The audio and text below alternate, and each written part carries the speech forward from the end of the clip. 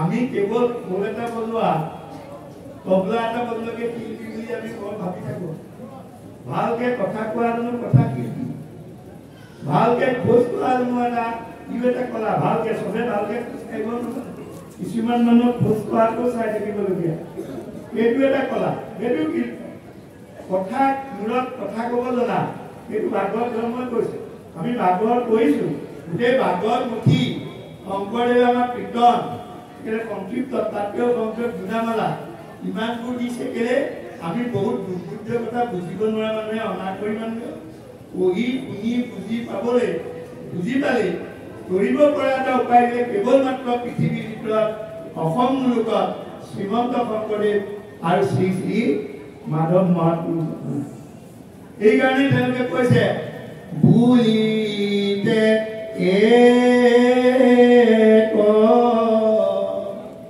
শুনিতে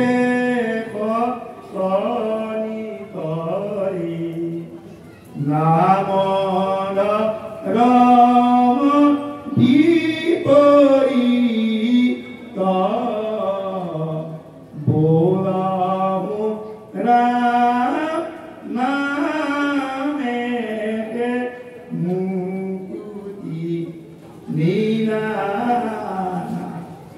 নিদান মানে আমাৰ পথ্য। আপোনাৰ ডাক্তৰে যিখন প্ৰেছক্ৰিপশ্যন দিয়ে তাৰ অসমীয়া এখন নিদান পথ্য। কি কালে কোনটো ৰোগ ভাল হ'ব। কলিকালত সংসাৰ কৰা ৰোগ ভৱ অতবি বুলি কৈছে। ভৱ এখন অতব্য অৰণ্য,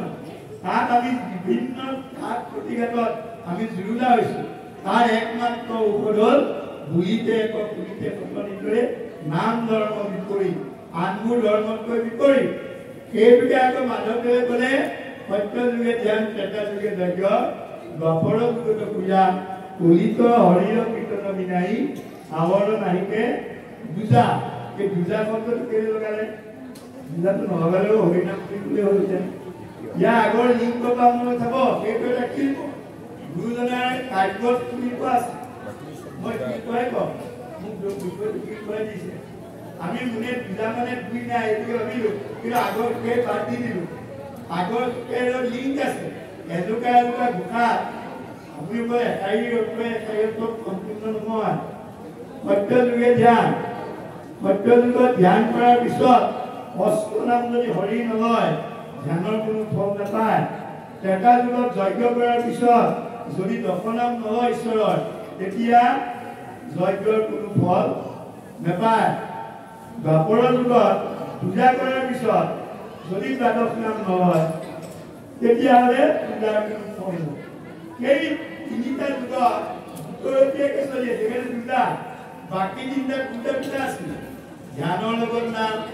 যজ্ঞৰ লগত নাম আৰু পূজাৰ লগত নাম, দুটৰপীয়া বস্তু আছিল। কিন্তু কলি যুগত সেই দুটাটো নাই। আগৰ দুটাটোৱে কেঞ্চেল কৰিছে, ইয়াত কেৱল মাত্ৰ হৰি নাম। আমি গতিকে অৰ্থ কওঁতে কিমান শিল্প, লিখাত কিমান শিল্প মাধৱ গুৰুজনাই যে সেইকাৰণে দুটা শব্দটো ব্যৱহাৰ কৰিলে। আগৰ দুটা দুটা, এই তিনিটা যুগত দুটা দুটা আছে, কিন্তু কলিত এই দুটা নাই, কেৱল হৰিনাম। সেইকাৰণে বিপৰীত বুলি কৈছিল। আনবোৰ ধৰ্মৰ বিপৰীত, আনবোৰ দুটা দুটা আছে, এটা আছে, সেইকাৰণে বাকী তিনিটাতকৈ বিপৰীত। আকৌ বিপৰীতটো মাধৱদেৱে ঘোষণা কৰিলে ক'ত? একে ধ্যানী মাত্ৰ শাস্ত্ৰনিষ্ঠ দৈৱকী নন্দনে কৈলা দেৱ একমাত্ৰ দৈৱকী দেৱীৰ ৰক্ত, দৈৱকী পুত্ৰৰ পদসেৱা, কৰ্ম এক এই মানে মাত্ৰ, মনটো একমাত্ৰ তাৰ নাম অদভূত। অদভূত আৰু বিপৰীত দুটা বিপৰীত সমান কথা। তাত শংকৰদেৱে বিপৰীত বুলি ক'লে, মাধৱদেৱে ঘোষাত অদ্ভুত বুলি কয়। অদ্ভুতটো কেলে একে সমান শব্দ। এইখিনিতে যদি ওপৰলৈ ভৰি কৰি তললৈ মুদি মানুহ এটা গৈ আছে, এইখিনিতে দুজন মানুহে ক'ব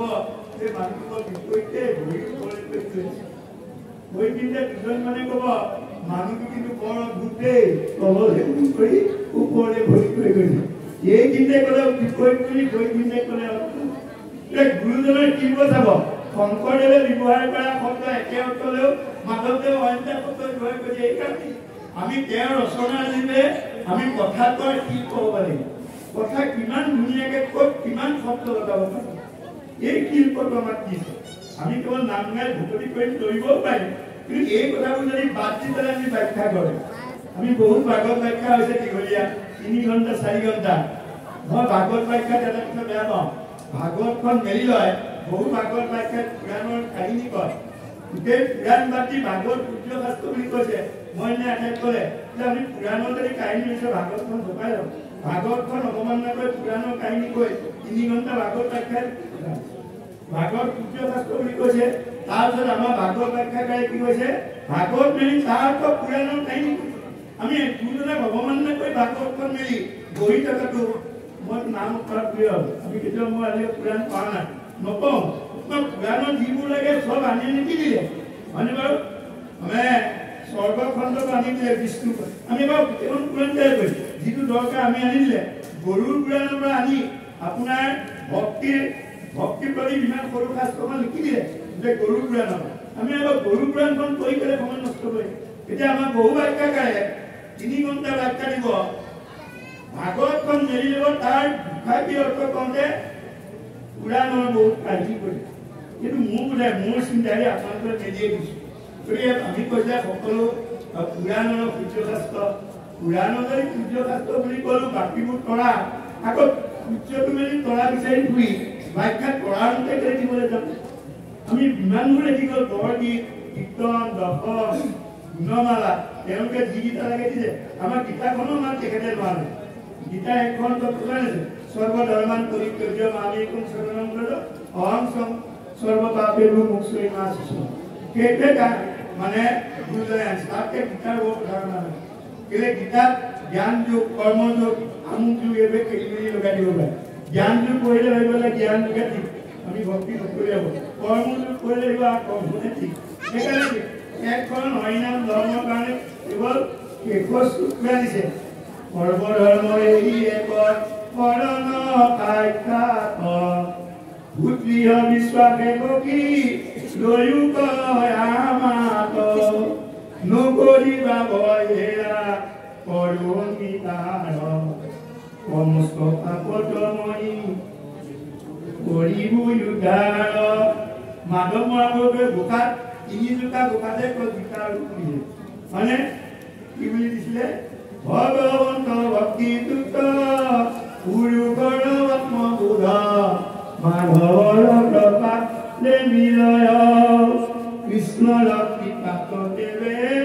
ভূষৰ সংসাৰ হয় এই মানে গীতাৰ নিৰ্ণয় আৰু বাকী দিলে ভোকমোহমোহা কুংকমানে অৰ্জুন মগন ভৈলা দেখি পৰম ঈশ্বৰ দেৱতা নন্দন কৃপাৰে ঈশ্বৰ তত কহি উধাৰিলা নিজ ভকতক হেন ঈশ্বৰৰ চৰণে লৈলো সেইকাৰণে আৰু এটা গোসান নেকি সকল উপনি সদনেনো দুগ্ধা হৈল তান নন্দপুত বৎস হৈল তান কুন্তিপু তধন জয় দুগ্ধ হৈল তান গীতান্বিত এনেকে বোলে 3 জোপা গোসান গীতাৰ গুৰুত্বটো মাত্ৰ 3 জোপা গোসান মাধৱ মহাপুৰুষে গোসাত সন্নিবিষ্ট কৰিলে আৰু একাদশ স্কন্ধ মাত্ৰ দুটা বাকী এইটো কৰিলে গতিকে আমি শংকৰদেৱে আমাক ইমান উৎসুকে বুজাবলৈ দিছে আৰু তেতিয়া কীৰ্তনত সেইকাৰণে দিছে সত্য যুগে যত আছিল প্ৰাণী কলিত জন্মিব ভুলৈ কৈ কানি কেতিয়া আমি জন্ম কৰিম সত্য যুগক আমি ভাবি কেলে ইয়াৰ নাম ধৰ্মটো বিপৰীত ধৰ্মটো উজু কেৱল হৰিনাম লৈ ব্ৰহ্মাই ঈশ্বৰক প্ৰাৰ্থনা কৰি কি বুলি ক'লে ইটো ব্ৰহ্ম পদম মুখ নালাগে ইত প্ৰথম নকলেন জন্ম হৌত প্ৰথম বৃন্দাবনে পিন্ন হৈ উঠে মহাভাৰত পাইবুল ৰজবাতীৰ চৰণৰেণু লাগ ভকতৰ এনুৱে ব্ৰহ্মাৰ নিচিনা দেৱতায়ো ব্ৰহ্মপদ নালাগে গতিকে মহাপুৰুষ দুজনে আমাক কেৱল মাত্ৰ কলিযুগত ঈশ্বৰ নাম লৈ কিমান দাস্য হ'ব লাগিব আৰু নাম ল'লে নহ'ব নাম লৈ যদি অহংকাৰ থাকে নাম লোৱাৰ পিছত যদি আমাৰ থাকে মনটো যদি আমি মানে পৰিগণিত কৰিব পৰা নাই ঈশ্বৰৰ নাম দেৱ উপস্থা আছে গাই দিব পাৰে 3 ঘণ্টা গাব পাৰে ঈশ্বৰ সেইটো বৰ ডাঙৰ কথা নহয় কোনোবাই এজোপা গোসাঁই জানে তেওঁ ভকতিত উত্তম হ'ব পাৰে গোটেই ভাগৱতৰ মুখস্থ হৈও ভাগৱত ধৰ্মত তেওঁ উত্তীৰ্ণ নহ'বও পাৰে কেলে তেওঁ মনটো ঠিক কৰিছে নাই সেইকাৰণে মনটো প্ৰথম ঠিক কৰিব লাগিব কেলে সেইকাৰণে মহাপুৰুষ মাধৱদেৱে মহাপুৰুষ শংকৰদেৱে আনকি মহামায়াৰ মহাপুৰুষ অনিৰুদ্ধই প্ৰথম গীতকেইটা মনত কৰি মন মেৰি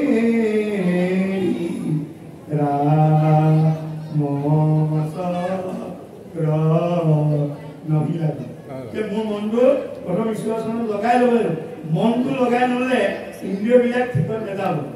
ঠিক তেনেকৈ আখুৱাৰী ৰোগত মাধৱ মহাপুৰুষে প্ৰথম গীতটো ৰখিলে ৰে মন কে বহু হৰি প্ৰভু চৰণ নিকট আছে লিখিলে ঠিক তেনেকৈ মনক এইকাৰণে মনটো আমি ঢেৰ কৰিছোঁ মনটো যদি আমি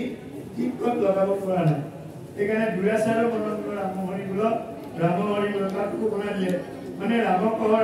ৰাম মন্ত্ৰ তাৰ সকলোক যজ্ঞ যোগে ইতি নাই ইমান বোৰ ঘোষণা দিলে তাৰপিছত আমি 577 বছৰৰ পিছতো আমি যেনেকৈ ভাবিব লাগে আমি তেনেকৈ যে কিয় ভাবিব আমি সক্ষম বৰ হোৱা নাই কেতিয়াবা তেনেকুৱা ধৰণৰ মোৰে আমিও যেন ভাবিব পৰা নাই সেইকাৰণে মাধৱ পুৰুষে হেজাৰী টকা লেখাৰ পিছত মানুহ বুলি সম্বোধন নাই কৰা শংকৰদেৱেতো মানুহ বুলিয়ে ক'লে বা নৰল মাধৱদেৱে কিন্তু নাই কোৱা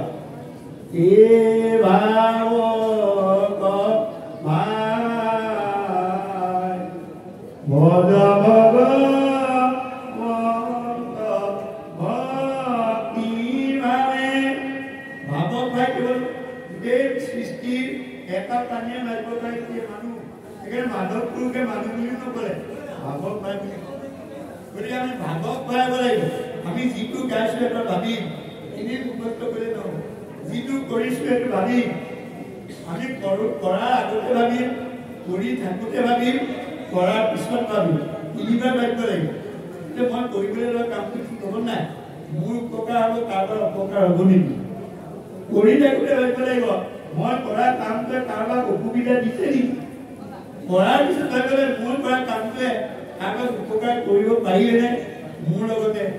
সেইটোৱে ভাৱ তিনিটা ভাৱ আমি ভাগৱত ধৰ্মই প্ৰতিটো ক্ষেত্ৰত তিনিটা সেইকাৰণে মহাপুৰুষ মাধৱে ইমান ওপৰত গ'ল শংকৰদেৱতকৈ চিন্তাটো ওপৰত গৈ ভাগৱত ভাই বুলি কয় কিন্তু আমি ইমান গাড়ী ভাবিব পৰা নাই সন্তসকলে এষাৰ শুনি ভাবিব পাৰে বিনিময় দিয়ে অসমত যেতিয়া পদক্ষেপে ঘূৰিছিল সন্ধ্যা সময়ত এঘৰত এটা প্ৰাৰ্থনাত মাত্ৰ এফাকি কৰোণা মইনা কৰোণা মই কৰিলো কৃপা যেন উচিত মাত্ৰ এফাকি বুজিয়ে তেওঁ ভাবিলে ভাবুক মান আমি গেছ পাবলৈ দাঁড়ি কৰিব গ'লে ইমান পাতিছোঁ তেওঁ বিষয়ে দাঁড়ি কল নাই কোৱা এই পাওঁতে মানুহ ঘৰত গধূলিত ফুৰিলে ৰৈ দিলে গোটেই পদক্ষেপে গোটেই ভাল ফুৰিলোঁ এনেকুৱা এটা চাৰেণ্ডাৰ সম্পূৰ্ণৰূপে ঈশ্বৰৰ ওচৰত চাৰেণ্ডাৰ কৰা প্ৰাৰ্থনা ভাৰতবৰ্ষত নাই ক'ত আছে অসম ক'ত আছে কৰোণাময় কৰিও কৃপা যেন একো বিচৰা নাই তুমি যিটো ইচ্ছা কৰা সেইটোকে দিয়া বুলিয়ে প্ৰাৰ্থনা মোক ধন দিয়া পুত্ৰ দিয়া মোক ঘৰ বাৰী দিয়া মানে মনোমত ভাগ্য এজনী দিয়া এই কথাটো কোনো প্ৰাৰ্থনা নাই এই প্ৰাৰ্থনা কৰোণাময় কৰিও কৃপা যেন উচিত হয় তুমি মোক যদি বেত্ৰ পঢ়াই দিব লাগে বেত্ৰ পঢ়াই দিয়া মোক যদি কেৱল পঠিয়াব লাগে নৰকলৈ পঠিয়া মুক্তি দিয়ে দিয়া তুমিয়ে জানিবা মই তাৰ কাৰণে তোমাক কোনো দাবী নকৰোঁ আৰু যদি দাবী কৰোঁ সেইটো ভক্তি নহয় সেইকাৰণে প্ৰহ্লাদে কৈছিলে নহো বাণী ধৰো আমি বৃত্ত ইমান বাণিজ্য বৃত্ত নহয় তোমাক কিবা কৰি তাৰ বিনিময়ত কিবা বিচাৰিম সেইটো বেপাৰীয়ে বিচাৰে আমি যদি আকৌ ঈশ্বৰ কিবা কৰি মোক 1 নম্বৰ পোৱাই দিবা এতিয়া ঈশ্বৰৰ প্ৰাৰ্থনা হ'ল আমি বেপাৰী কি কাৰণে বেপাৰী হ'ল ঈশ্বৰজনে বেপাৰ এটা লৈ গ'ল যে পৰীক্ষাত 100 ভিতৰত 100 পোৱাই গ'ল পঢ়ালে এইটোকে আমাক দিয়ে যে বেপাৰী নহয় আপুনি মোক বৰ ল'বলৈ কৈছে মই তেনেকুৱা বেপাৰী নহয় মোৰ বাণিজ্যৰো একো বৃত্ত মই বেপাৰীও নহয় কিবা এটা পোৱাৰ আছে কিবা এটা মই সন্তুষ্ট চলাই কথা ক'বলৈ অহা নাই আপোনাক যিটো ঈশ্বৰৰ চৰণত কৰিব লাগে সেইকাৰণে বিনুৱে যে সেইভাগে শুনিয়ে তেওঁ গোটেই নাম মুখাখন কৰিলে আৰু নি পেলাই নাম মুখা কাটি হিন্দীলৈ গোটেই অনুবাদ কৰি বিলাই দিলে বিনা পইচা কিন্তু আমি 500 বছৰ বক্তৃতা দিছোঁ ভাগৱত ব্যাখ্যা কৰিছোঁ ইমান বুলিয়াকে কিবা এটা কথা এপেজ দেখি পেলাই ক'ৰবাত বিলাইছোঁ নাই বোলে একো নাই কোৱা কথা কেইটামান উপস্থাপে মাতিছে বৰ ধুনীয়া চোলা তোলা তুমি সেইটো আপোনাৰ পৌচ কথাটো কৰিলেতো একো নাই কোৱা কিন্তু বিনুৱে যে এবাৰ শুনি সেইবোৰ সন্ত মানুহ আমি 500-700 বছৰ শুনি আছোঁ ধন্যবাদ গতিকে কি কওঁ এইবোৰ কি কওঁ